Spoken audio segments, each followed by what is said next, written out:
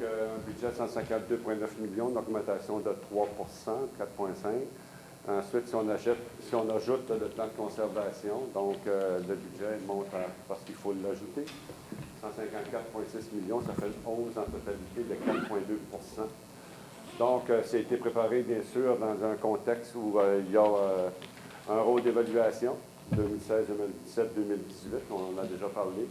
Il y a les fêtes du 350e anniversaire, la conservation des boisés et bien sûr, suite à la vaste consultation publique qu'on a eue au printemps 2015. Ça tient compte du pacte fiscal. Vous savez, je vous en ai parlé déjà il y a quelques assemblées. Le gouvernement du Québec fait toujours la ponction au niveau des municipalités. 1,5 million qu'on a dû absorber parce que nous, on prévoyait ne pas l'avoir dans le budget de cette année. Donc, il a fallu l'avoir au niveau du budget. Et on considère qu'on n'a pas encore la contrepartie, malgré une entente intervenue par le gouvernement du Québec qui devait déposer des règlements à l'automne, mais on est toujours en attente.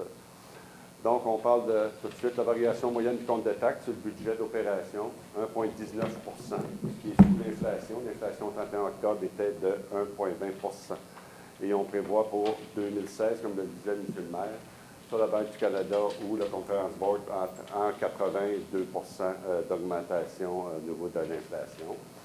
Quand on y ajoute la taxe foncière spéciale, parce que c'est une taxe spéciale que la population a accepté de défrayer suite à un vaste sondage passe assemblée de consultation, 46 et 59, donc on arrive à un total combiné, soit le 1,19 plus la taxe du plan de conservation, à un taux de 2,98 pour une maison moyenne de 269 286 ou un effet combiné de 77 et 57 pour une propriété moyenne. Donc, on comprend que si une maison vaut 500 000 mais c'est sûr que le 77 et 57 doit être aussi majoré en conséquence. Pour le secteur agricole, on a rencontré nos partenaires du monde agricole la semaine dernière. On a eu des bons échanges. Donc, on a accepté qu'il y ait une mesure de compensation pour les boisés parce qu'on a reconnu qu'effectivement, au niveau du monde agricole, les propriétaires ont déjà des boisés sur leurs terres, ils les protègent déjà. Ils ne sont pas non plus en zone blanche, donc ils n'ont pas payé pour le plan de conservation comme tel, ils le font déjà de par leur terre.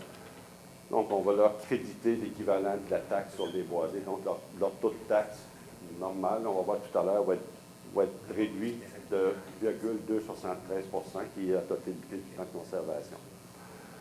Taxe additionnelle sur les terrains vacants desservis. Vous savez qu'il a été retenu dans la planification stratégique et étant sur le plan de conservation qu'il faut essayer d'éviter l'étalement urbain. Alors ça, c'est un bel exemple. On a dans plusieurs terrains de la foncière tournante de 85,7 millions de terrains qui sont desservis, donc qui ont l'égout, l'aqueduc, et qui n'y a aucune construction dessus. Alors, la loi nous permet de faire une taxation jusqu'au double de la valeur normale. C'est ce qu'on fait cette année. Donc, les terrains vont avoir comme une double taxation, les terrains vacants, desservis, qui sont en ville, donc pour amener des revenus de 504 000 Bon, la modification de la taxe sur l'environnement, on parlait d'un CEL, cette dernière est combinée à taxe foncière spéciale, donc un million d'intérêt en 2016. La valeur annuelle de cette taxe, c'est 2,8 millions. Donc, la taxe sur les boisés que la population a accepté de recevoir, on va l'appeler comme ça, ça équivaut, on la met tout de suite en vigueur en 2016. Les gens l'ont demandé en 2015 après cette grande consultation. Donc, c'est une valeur de 2,8 millions qui va aller strictement, bien sûr, au niveau des boisés, comme c'était le cas de la taxe précédente. On maintient la taxe sur le pavage. Alors, on a un programme annuel de pavage de 3 millions par année. Alors, celle-ci est maintenue. Une aide financière, donc, de 2,3 millions. Le coût global de la main-d'œuvre, j'y revenu tout à l'heure, parce que notre main-d'œuvre, effectivement, on est dans une période où il y a des besoins de main-d'œuvre importants. Donc, une augmentation de 4 millions au niveau de la main-d'œuvre. Donc, il a fallu couper ailleurs, c'est ce qu'on a fait. Incluant le coût des nouvelles ressources, 1,4 million, donc il y a des nouveaux embauches. L'augmentation des contrats d'assurance ont été de l'ordre de 800 000 et les charges additionnelles au niveau du régime de retraite sont de 1,8 million. Alors, on vous montre ici un peu le graphique, justement, pour expliquer l'évolution du nombre d'employés. C'est ce qu'on a fait, c'est qu'on a vérifié comment on était de population, comment on est rendu aujourd'hui, et la variation du nombre d'employés versus, bien sûr, la population. Et on se rend compte que le graphique se suit et il y a un ratio entre les deux. Et l'UTT d'embauche, par exemple, de 15 policiers, qui est encore là une demande de la population pour faire de la sécurité, et l'ajout de pompiers, la production de couverture de Doris, et la création d'un service de l'environnement où il y a 3 employés, mais c'est sûr qu'on serait plus bas que le ratio du nombre de citoyens qui a augmenté au niveau de la ville de Saint-Jean. Alors, on marque les améliorations de services de ville, on répond à certains impératifs, donc c'est fixé à l'intérieur du plan stratégique, particulièrement, dont je l'ai parlé tout à l'heure, mais aussi de la mise en place d'une direction communication. Donc, on veut que nos communications s'étendent au-delà de nos frontières. On veut que la ville de Saint-Jean, on veut faire du développement commercial et du développement économique une priorité. Donc, pour ça, ça prend des communications. Il faut qu'on soit visible partout sur la planète. Donc, c'est un plus qu'on va ajouter à notre service des communications présentement pour effectivement essayer de rayonner plus grand pour avoir des retombées commerciales, économiques, entre autres, et faire parler de Saint-Jean-sur-Richelieu de façon positive. Ensuite de ça, bon, on va investir dans la main-d'œuvre du transport en commun urbain. Et les événements importants cette année, il va passer à l'autre acétate. On parle du 350e anniversaire de la ville de Saint-Jean.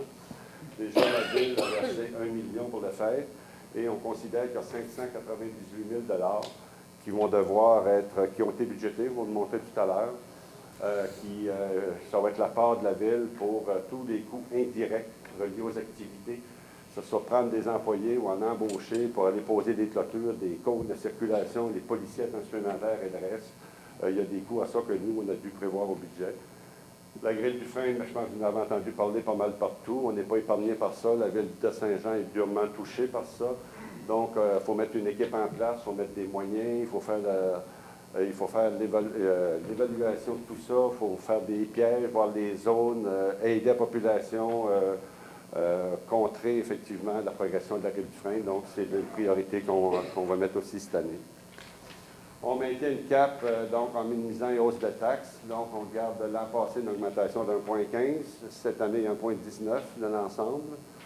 Donc, l'année passée, on avait une augmentation de dépenses de 2,95. Cette année, c'est 3 Alors, là, on prévoit l'inflation, donc le taux de taxe 1,19 l'inflation est à 1,20 au 31 octobre présentement et est prévu, selon la Banque du Canada, 2 pour l'année 2016. Donc, brièvement, les revenus. Donc, d'où viennent nos revenus? Parce qu'on a des revenus supplémentaires. Donc, 140 millions de valeurs foncières dans ces activités économiques en ville. Donc, on a 2,5 millions au budget. Augmentation de nouvelles taxes foncières, bien sûr, bureau d'évaluation, qui est une moyenne de 4,1 structure médiane. Donc, c'est 2,2 millions. La taxe foncière pour le plan de conservation. Alors, c'est une compte de taxe, mais ça apporte bien sûr 1,7 million qui va à cette réserve spécifique pour le plan de conservation. L'augmentation des terrains desservis, je vous ai parlé tout à l'heure, donc ça va amener 500 000 et la diminution des crédits de taxes. On a moins de crédits de taxes des entreprises qu'on avait donné des crédits de taxes qui viennent à échéance ou qui sont en dégression, donc qui sont moins importants. Les crédits sont moins importants, donc ça nous permet d'avoir une diminution d'environ 400 000 au niveau de l'année. Donc, les taux de taxes foncières résidentielles, donc on en a parlé tout à l'heure. La taxe foncière générale passe à 74, 67, 74, 46, donc c'est le taux des taxes foncières. La taxe foncière spéciale, on la voit, mais je vais revenir plutôt à l'acétate suivante, je pense.